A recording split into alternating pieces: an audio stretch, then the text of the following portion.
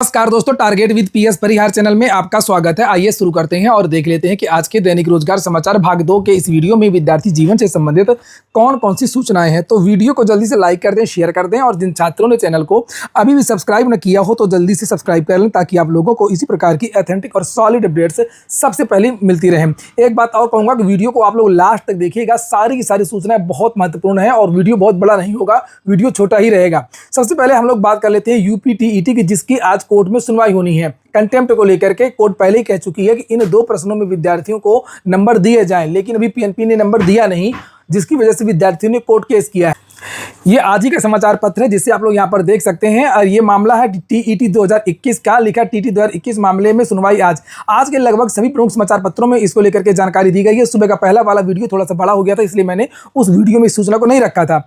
लिखा है दैनिक जागरण की रिपोर्ट है, टीईटी 2021 के 2 प्रश्नों का अंक देने के संबंधी आदेश का अनुपालन नहीं किए जाने पर दाखिल अवमानना याचिका की सुनवाई इलाहाबाद हाईकोर्ट में बुधवार 12 अगस्त को होगी। याचियों के अधिवक्ता संजय कुमार यादव के अनुसार अनुराधा व 2 अन्य की अवमानना याचिका पर 17 जुलाई को सुनवाई करते हुए न्यायमूर्ति विकास बुधवार की एकल पीठ ने सचिव परीक्षा नियामक प्राधिकरण को जवाब दाखिल करने का निर्देश दिया था। पूर्व में हाईकोर्ट की एकल पीठ अखिलेश व अन्य याचिका पर 2 प्रश्न संख्या 83 और 144 प्रश्न में बता दूं कि एक था असनी, कौन सा शब्द स्त्रीलिंग है कि पुल्लिंग है, और इसी तरीके से एक और प्रश्न था जिसमें पूछा गया था कि थारू जनजाति उत्तर प्रदेश के किस जिले में किस क्षेत्र में निवास करती है। ये 2 प्रश्न थे जो पूरी तरीके से गलत थे और इसी को लेकर के विद्यार्थी जीत गए थे। विद्यार्थियों के पक्ष में आदेश दिया गया था कि 2 नंबर बढ़ा करके रिजल्ट जारी किया जाए, लेकिन रिजल्ट पीएनपी ने जारी नहीं किया, इसलिए ये आज सुनवाई होनी है। देखते हैं क्या होगा। और इसी तरीके का मामला आपका जो टीईटी 2026 की जो परीक्षा हुई है उसमें भी है, लेकिन विद्यार्थी इंतजार कर रहे हैं कि विद्यार्थियों ने जो आपत्तियां दी थी टेट की आंसर की को लेकर के उसमें सुधार हुआ है कि नहीं सुधार हुआ है। चूंकि यूपी टीईटी में भी बहुत सारे प्रश्न गलत थे और बहुत सारे विद्यार्थियों ने आपत्तियां भी दर्ज की थी और ये भी एक कारण था कि टीईटी का जो रिजल्ट है वो देरी से आ रहा है। और ये कंटेम्प्ट का मामला है, इसमें तो नंबर मिलना ही है, बस केवल कोर्ट ये कहेगी कि आप किस तारीख तक इन विद्यार्थियों को रिजल्ट जारी कर रहे हैं और जो भी चीज़ें होंगी मैं शाम को आपको इसके बारे में जानकारी दे दूंगा। रही बात यूपी टीईटी 2026 के रिजल्ट की, तो आपको थोड़ा सा इंतजार करना होगा 2-4 दिन का और उम्मीद है कि बहुत जल्द ये रिजल्ट जारी हो जाए। जानकारी मिली है कि यूपी टीईटी की जो चीज़ें हैं वो लगभग कंप्लीट हो चुकी हैं, बस टीईटी रिजल्ट को लेकर के एक मीटिंग होगी, उसके बाद में शिक्षा सेवा चयन आयोग इसको लेकर के निर्णय ले सकता है। वहीं पर अगली जो सूचना है वो भी शिक्षक भर्तियों को लेकर के ही है। लिखा शिक्षा विभाग में रिक्त 99,526 पदों पर भर्ती के लिए शैक्षिक अर्हता पर मंथन। कल मैंने वीडियो बनाया था, इसके पहले भी मैंने आप लोगों को जानकारी दी थी कि उत्तर प्रदेश शिक्षा सेवा चयन आयोग की जो भर्तियां होनी है उसमें किसी न किसी के अध्याचन में कुछ ना कुछ पेंच है और भी अन्य मुद्दे हैं शिक्षक भर्तियों को लेकर के। तो सीएम योगी ने संज्ञान में लिया है कि आखिरकार शिक्षक भर्तियों के विज्ञापन क्यों नहीं जारी हो रहे हैं। ये चुनावी वर्ष है और जनता में बहुत ज़्यादा आक्रोश है, सरकार की इमेज अच्छी नहीं है, सभी को पता है और सरकार चाहती है कि कम से कम विद्यार्थी जो है, युवा है, वो नाराज ना हो और वो भर्ती करना चाहते हैं। और तब ये जानकारी मिली कि भर्तियों में बहुत सारे पेंच है, तो मुख्यमंत्री कार्यालय की तरफ से ये निर्देश दिए गए कि जो भर्ती बोर्ड है वहाँ के सारे अधिकारी आए और जो अध्याचन भेजता है यानी निदेशालय संबंधित विभाग का वो आए।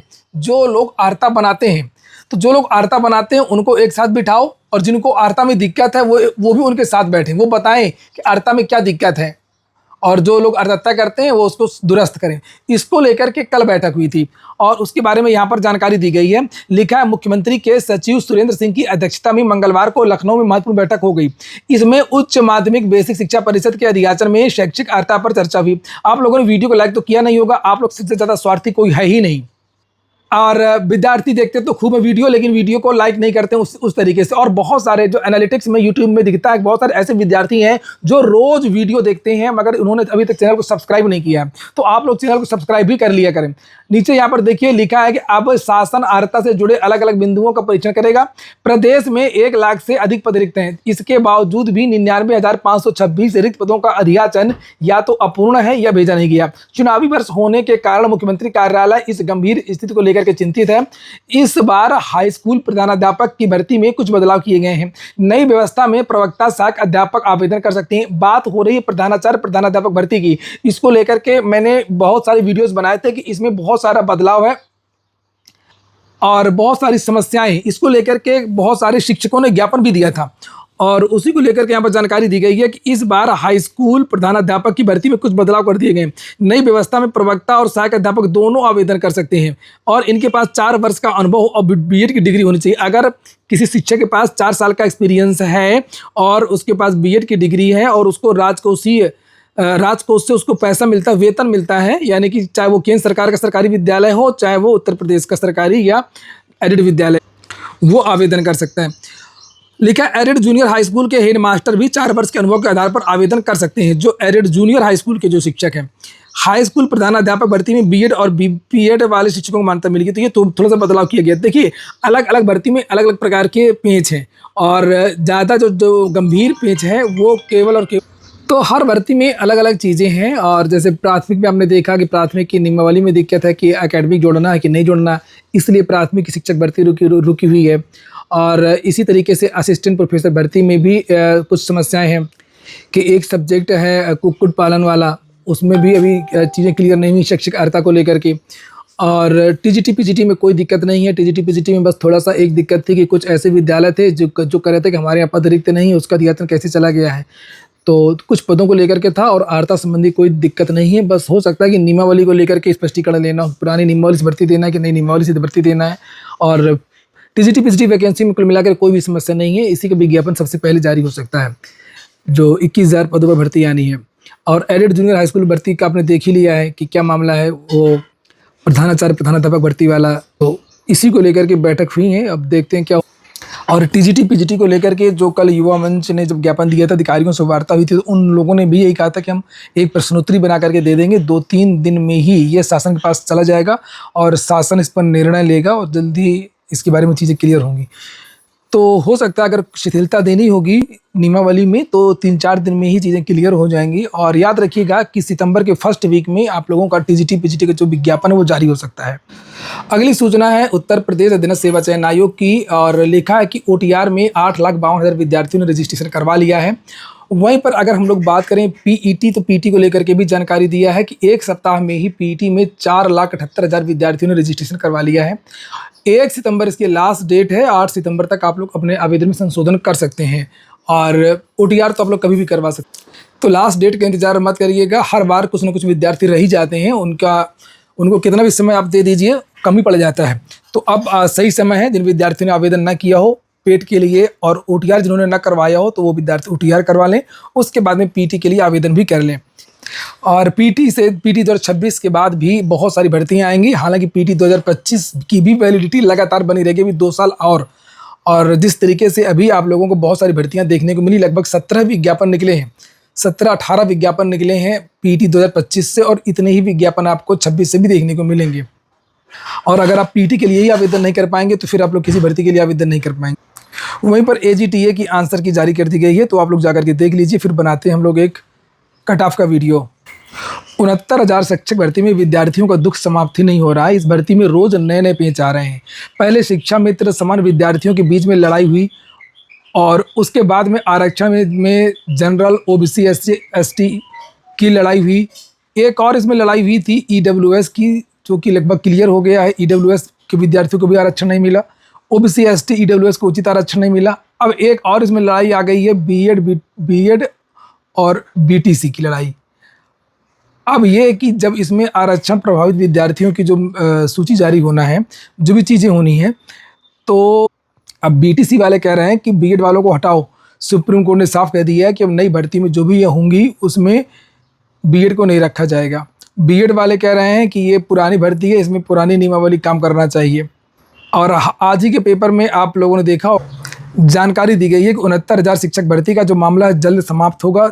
जिनको भी नौकरी मिलनी होगी वो जल्द मिल जाएगी। कोर्ट 8 सितंबर से लगातार सुनवाई करेगा और इस केस को खत्म कर देगा। सुप्रीम कोर्ट ने कहा है कि अभ्यर्थियों के भविष्य को लंबे समय तक अधर में नहीं रख सकते। ये देखिए लिखा है इसमें कि परिषदीय प्राथमिक विद्यालयों की चर्चित 69,000 शिक्षक भर्ती को लेकर के सुप्रीम कोर्ट में विचाराधीन विवाद के बीच बीएड और बीटीसी भर्ती आमने सामने आ गए हैं। संभावित नई सूची में नए विद्यार्थियों के शामिल होने की प्रक्रिया शुरू होते ही बीटीसी करने वाले अभ्यर्थी सक्रिय हो गए हैं। वे सुप्रीम कोर्ट के 11 अगस्त 2023 के फैसले का हवाला देते हुए मांग कर रहे हैं कि बीएड डिग्रीधारियों को सूची में शामिल न किया जाए। एक और सूचना है, ड्रग इंस्पेक्टर की नौकरी के लिए फार्मेसी की डिग्री ही काफ़ी। अब इसको में एक्सपीरियंस जो जोड़ दिया गया है 2015 की नियमावली में, अनुभव को हटा दिया गया है। अगर आपके पास फार्मेसी की डिग्री है तब आप लोग इसके लिए आवेदन कर सकते हैं। अब जल्दी लास्ट में हम लोग भर्तियां देखेंगे। जूनियर एसोसिएट के 1538 जूनियर एसोसिएट अब क्लर्कों को कहते हैं। बैंकों में जो क्लर्क होते हैं। भारतीय स्टेट बैंक अपना अलग से भर्ती निकालता है और अन्य जो राष्ट्रीयकृत बैंक हैं वो आईबीपीएस के माध्यम से भी निकालते हैं। जैसे बैंक ऑफ बड़ौदा हो गया और आपका पीएनबी हो गया, जितने भी बैंक हैं सरकारी बैंक, वो अपना अलग से आईबीपीएस से निकलवाते हैं। वहाँ से भी वैकेंसी निकली है और एसबीआई से भी निकली है।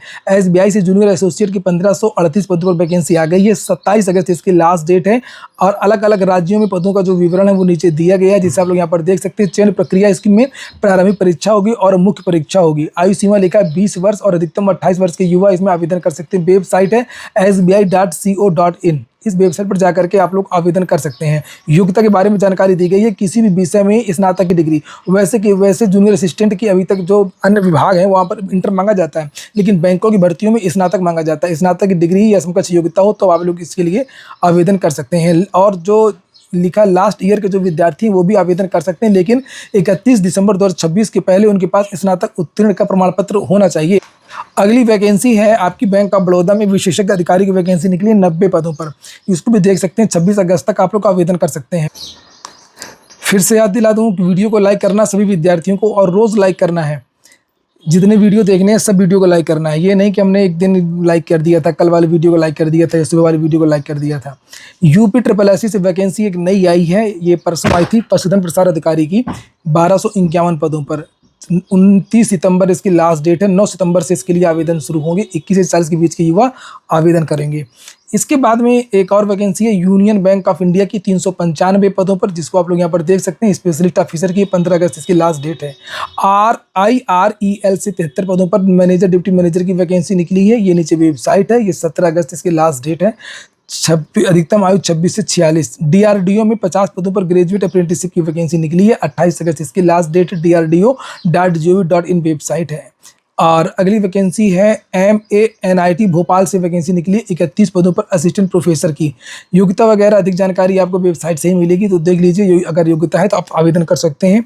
ये हो गया आज का वीडियो आपको अच्छा लगा हो, आपके काम का हो तो लाइक अवश्य कर दें। जिन छात्रों ने चैनल को सब्सक्राइब न किया हो सब्सक्राइब कर लें। पूरा वीडियो सुनने के लिए बहुत बहुत धन्यवाद।